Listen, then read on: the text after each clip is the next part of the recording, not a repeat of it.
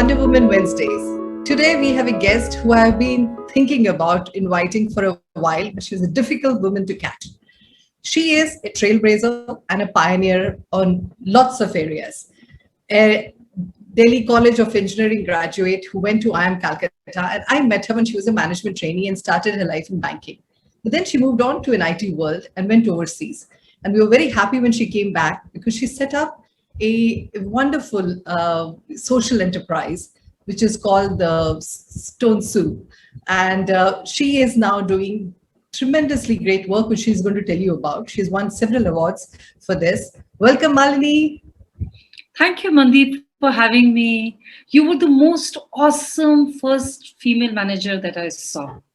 It's a long time away. You inspired a whole generation of us. I know. That makes me feel old, but anyway, I'll take that. Okay, you tell me first. I didn't know you for a long time, so I just wanted to ask you, what were your dreams like a little girl? Oh, when I was little, my brother wanted to be a pilot, my sister wanted to be a doctor, and all I wanted to be was just a mom like my mom with 3 little kids. But my mom was having none of it. She was one determined mom, and growing up in North, she'd heard a lot of things about having daughters and how daughters are not a good idea and other things. So she was determined that her daughters are going to be like no less than any boy. So my sister had already picked being a doctor, so I was given the dream that you have to be an engineer. And so that's what I became. I was good in maths, luckily for me.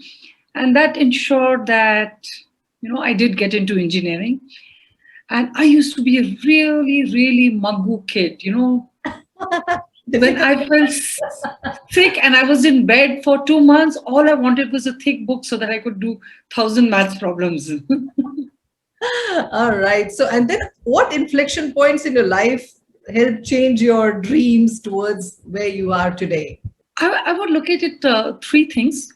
One was at some point, I remember around 8th, 9th standard, and reflecting on it and saying, hey, my sister was the life of the party, but I didn't like being in the kitchen and just making coffee and feeling so shy and not being able to communicate with people. Luckily for me, I also moved to a girls' school in 9th standard where I learned how to have fun. So that was a big transformation from just being nerdy. Even in that school which was not renowned for academics at all, I no longer figured in the top 10, but I'd learned to have more fun in life, right? So that was one big inflection point. The other one came, when I was around 34, my sister did Vipassana. And I thought my sister, her another one of her fads and it'll pass. And she was like having none of it. She was talking to us all about it. But I didn't really, look at it. Then my brother did it. And I said, okay, he's just finished his MBA and he had time. Maybe that's why he did it. My mom did it. Yeah, she just retired. So she did it. But then in a 2 years' time, I saw the transformation in my sister. I just loved it. I just loved it. And I said, okay, there seems to be something in it, right? So 2006 is when I did Vipassana. Before that, I used to be like working 18 hours in IT and I wanted to be the hardest working, fastest rising corporate ladder and, just climb it at a fast clip, right? Trying to be CEOs by the time I'm 40. You did manage that. Come on, you worked in out of different way. Lived overseas. You did manage a lot of those check points which people have. Yes. But, so, and as luck would have it, I moved to New York or US around the same time. My sister moved and my brother moved and we would meet every weekend and we would meditate. And literally for 3 years, nothing happened. And then the changes started happening, right? It was while meditating, I was 26 when I knew that I wanted to be a mom through adoption. But it was while meditating. I remember in my New York home, which overlooked the river and it was on the 42nd Street. And, I think I've arrived kind of a feeling, right? But then I just felt somebody calling out to me and saying, Mama, come quickly. And I realized, the time is now. I need to adopt. I just got my green card. I said, doesn't matter. If I want to come back, I'll get it again. And I just came back to India Oh and my became a God, this mom. is such a beautiful story. I didn't know this because it's Yeah. so unconventional. I mean, forget just in India, even globally, for a single woman to adopt girls, and you adopted two beautiful girls. I saw them when they were young, and they've turned out to be amazingly this thing. But I didn't know this story. It's really beautiful, Malini. And so this is how it happened, is it? Yeah. And I came back and it took me 3 months to wrap up stuff, and I was in India in April, and people said, "Why are you taking a break? It takes 2 long years." I said, "No, I mean, I'm sure." And I wanted it to be two girls. Like my sister is still very close to me, right? And we literally talk every day. And I said, I want my daughter to have a sister too. Yes. So that's why I said two is great. And I applied in April end. By July 2nd, I had my daughters home with me. I know you're such a proud mom. Every time I read those things about accompanying your girls early in the morning and going for all their practices, they're so wonderful in athletics and gymnastics and everything. I feel so wonderful. And now, recently, you've added two little pups. I saw those Yes. pictures to your little family. Yeah. That is really nice. So my daughters have much better genes than I could have ever given them.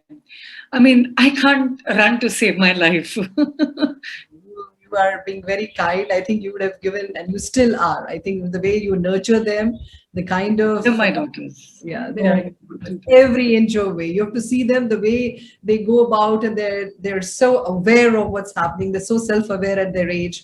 It's incredible. I think it's 2 years back in Bangalore when I came and we had that little dinner. So I remember that. So you have also attracted people in your social enterprise who are like you, Malini. When I see the women, not only the fact that you aim to create this sustainable living, but the fact that you guys are really raising employment for women and your partners in various things they do. So you keep telling me these incredible stories. Please share it with all our members that how you've attracted like-minded people. So it's like this, when I was young and in a corporate, I wanted to rise the ladder, right? I mean, and I saw all these women falling by the wayside and other things, and I thought, what losers, right? Taking care for the kids and other things. And since I'm solo, I can climb faster. But once I became a mom, and I saw it's not just that I can't afford to get a full time help. I had a full time help, and I just felt that every time I came back home at 7 p.m. and she said, "Oh, Tara did that, Leela did that," I felt like, why am I missing all this? What's the point of all this money if I'm not going to have fun, right? It's like buying expensive toys and not having time to play with them. Literally. So that's the time I took my first break from Wipro. So I was working with Wipro then. And I said, I wanted to start an enterprise for senior citizens, which didn't go anywhere. But those 2 years, I had great time with my kids. We traveled all over the country. Their passports hadn't come. So it was all in country, road, month and a half, 2 months, mom, me, and the two little girls in the back. We did it like a lot of road trips. At the end of it, the interesting part was that's when I felt, because my enterprise wasn't doing well and I had plenty of time, a friend came, Sabita, my colleague from Timespan. She came to live in the same building and she was saving toothpaste tubes and other things. And she was saying, in New York, we were recycling all of it. Why aren't we doing it in India? So, with kids, you make a lot of friends in your community. I said, let me get a few more moms and we can all work together. And that's when we started volunteering around it. The ambition was just to do it for our building to make sure our waste is not part of the problem, right? Sure. And then somebody went to another community and they asked our help. And, being in the corporate life, we've done our documentation and put a process behind it, and this is the marketing plan, this is the operations plan, all that stuff was done, right? Yeah. So we shared it, and it just kept growing and growing. And that's where I met all my co-founders. So there were 14 of us who started, the ideating around it. When we were ready to launch, there were 5 of us. One just couldn't see, like, how can we ask for money? The money is not something she wanted to touch. But within 3 months of starting it, there were just 2 of us left.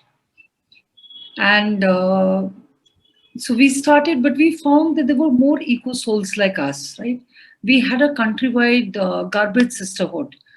So while everyone faces challenge of recruiting the right talent and other things, we found it doesn't matter what skills they have picked up. Sure. What mattered was the green soul.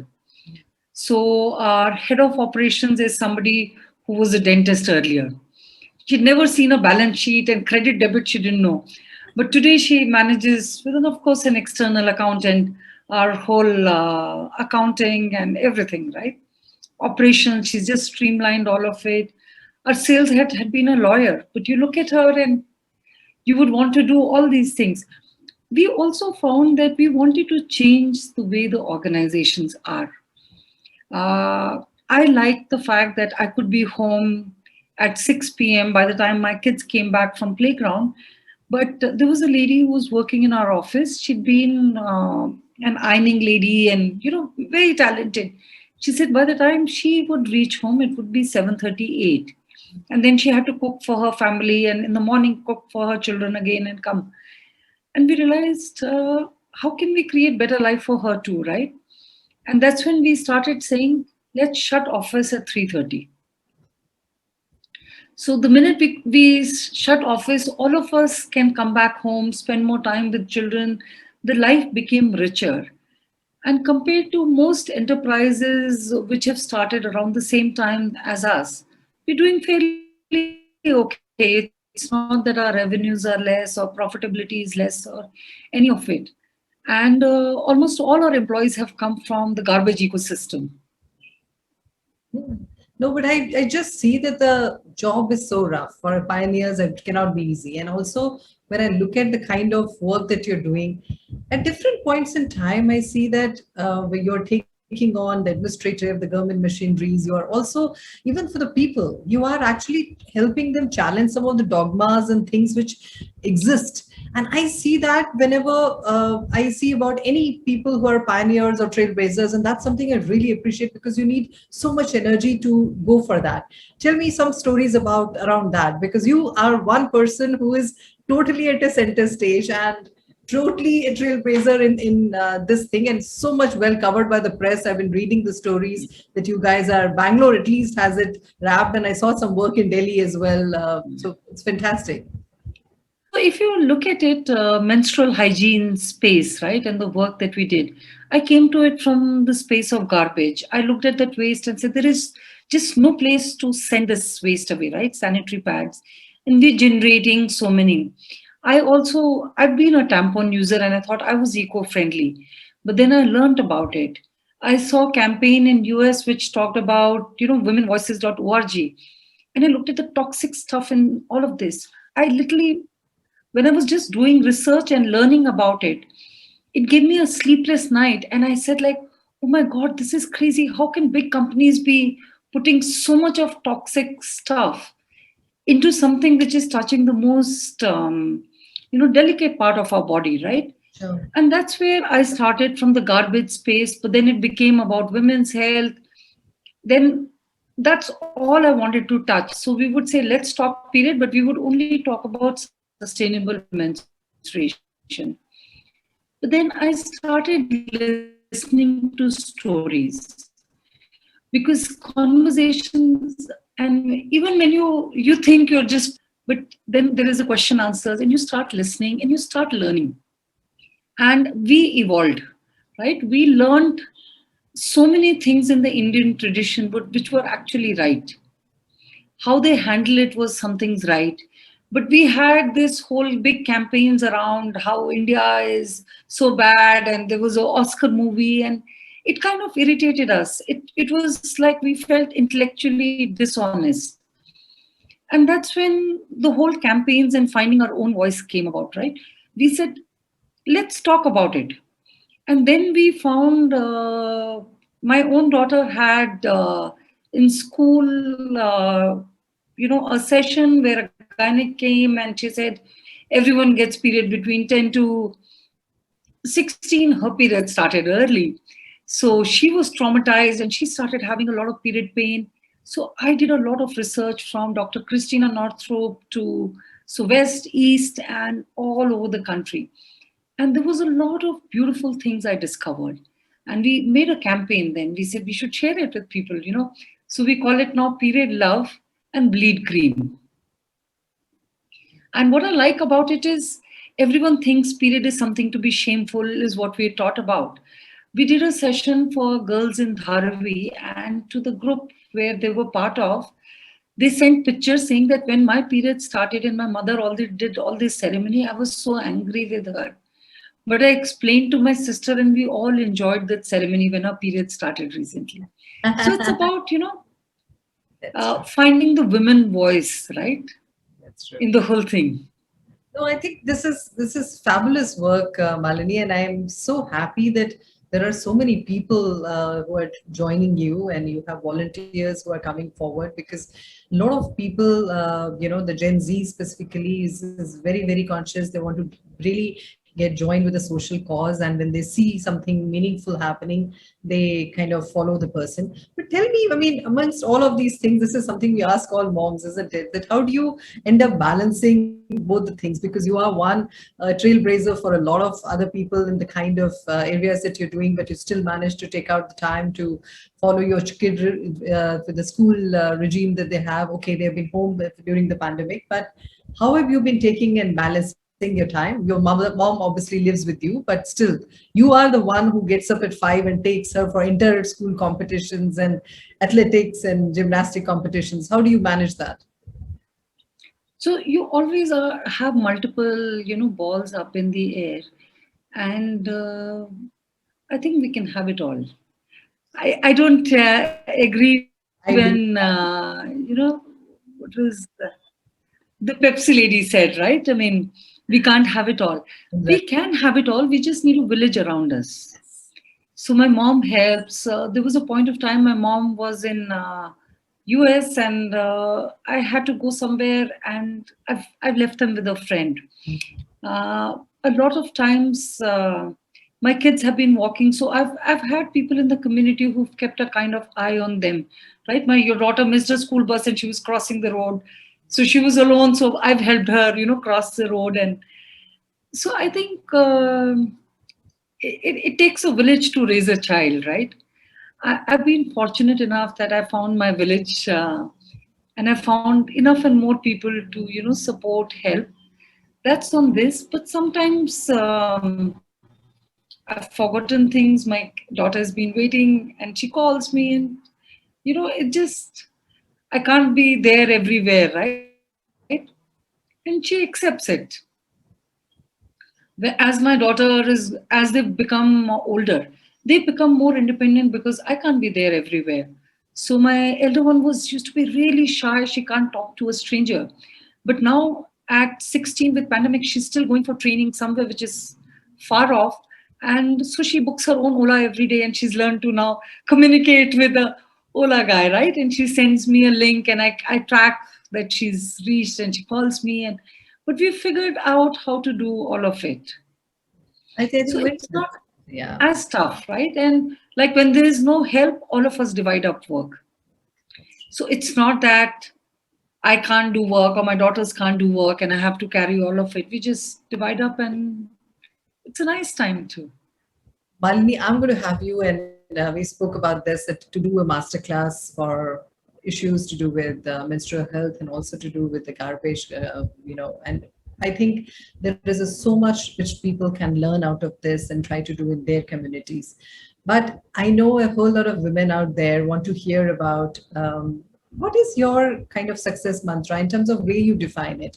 I know your whole bit with Vipassana, your change of thoughts and the way you moved into your own calling and wanting to make an impact. But you're also a woman who has a very, very lovely opinion when you get into a conversation with you about a lot of things. So, what would you like to tell the women who are looking for this thing? Because a lot of women are at that stage in life who are looking for, am I doing the right thing for my children, for myself? What am I looking for? Please tell us your own success mantra. So, first one is being focused. Second is knowing what you want. So those are the two most critical one. So when I say focus, there are 15 things I could do as a volunteer, right? I chose and said, I just want to focus on SWM and not on roads, not on lakes. So you have to let go and say, hey, I'm going to not do these things, right? Which you could have easily done. So that's about being staying focused, and that's when you develop depth. That's when you can increase your impact. Um, the second is also understanding your strengths, right? If I look at it and say I'm okay to, as a mom, to drive my kids at 5:30 and I think they can do well in sports, but try and get them to sit and study, I really don't. Especially with the younger one, she slips. I just can't do it. So I have to find a tutor who will help and teach and make sure that she goes from one grade to the next. Yes. And I've kept my ambition there. Sports is where I think I want them to make their career. So you have to know what is the impact that you're trying to really create, whether in your personal life or in your company, right? So those are the two most important things. The third one is to know that we're all in this together. So have like a sisterhood or brother. Everyone calls it brotherhood. I can call it sisterhood, and it could include men, women, and everybody else too. That's my favorite word. Yeah, and sometimes when we look at employing people, we're not looking at, when we train women to stitch cloth pads, we don't say who can stitch better and who can, so whom do we keep or not keep. We look at it and say these 20 women are the women we want to impact, and we'll keep working with them till they get good quality pad production. If they don't enjoy this work, then let's move them elsewhere. But till they are willing and we are willing, let's keep working till we get the quality that we want. So we don't compromise on quality, but so it's a sisterhood, right? We all, it's like your family members. You don't ditch them and say, I think I Yes. need a better sister. I think I need a brother who can, anyway, That's true. I did we very all well said, see our Malini, because sisterhood. that's the most difficult part, that people just don't know which one to let go and which one to concentrate for maximum impact. Very well said, and I think that's important. So before you go away, I'm going to ask you, what are the plans next for your company? Oh, too many plans. So we look at it and say, whatever we've become in sustainable menstruation, right? We've touched maybe 2 to 3 lakh women, but we have 355 million menstruating women in India. There is no way that we can directly touch all of them. So we've said, how can we replicate what we've done here into 725 districts? We'll teach them. Everyone does locally what they can. So they produce locally, they sell locally. It's more environmentally friendly. And it's okay. We'll find new problems to solve for ourselves, right? So that's what we're looking to do. We're finding that we're finding a lot of partners. We're finding a lot of NGOs. So we've done it in 10 locations. Just around 700 more to go. 10 more in pipeline. So yeah. That sounds lovely, and wishing you all the very best. I know that you, with your entire IT mind and your engineering and management background and all the number of countries that you have worked with, you will come up with the best solution for this. I really wish you the very best and your company the best, your founders the very, very best. I'm going to drag you for the masterclass because we want to learn more about it. And you never know, we could collaborate with some of the women who are part of the Women Oh, I Empowerment. would love to. I would love to. Okay. Thank you, Mandeep, for this initiative. like I said, it's like all the sisterhood which we are building together, right? Yes, I think this is my favorite word, sisterhood of strength. I call it because if all of us come together, we give each other this. And pleasure chatting up with you, Malini, after such a long time and getting to know about the wonderful things that you guys are doing. All the very best. Thank Take you. care. Bye bye. Thank you so much. Bye. Hi, my name is Malini Parmar, and I'm co-founder Stone Soup and member SWMRT. Both these organizations help to reduce the waste footprint. We want to see zero waste cities, and it starts with zero waste home. At Stone Soup, we're trying to make sustainable living easy. At SWMRT, we do research, we do advocacy to make our policies more environmental friendly. Uh, as a citizen, what can you do? I would say first thing is start composting your waste. That automatically eliminates 60 to 70% of the waste, and it gives you much greener vegetables and fresh vegetables to eat in your own house. The second thing that you should do is eliminate sanitary waste. Use reusable menstrual cup or reusable cloth pads. This is the waste which is most difficult to handle. Outside of this, use your shampoos, use your soaps, which come with either packaging that's recyclable or no packaging. There are shampoo bars available, there are soaps available with just a paper packaging and no plastic. You can buy your vegetables from local stores, buy them naked. It's nice when your non-living things are naked and humans are clothed, right?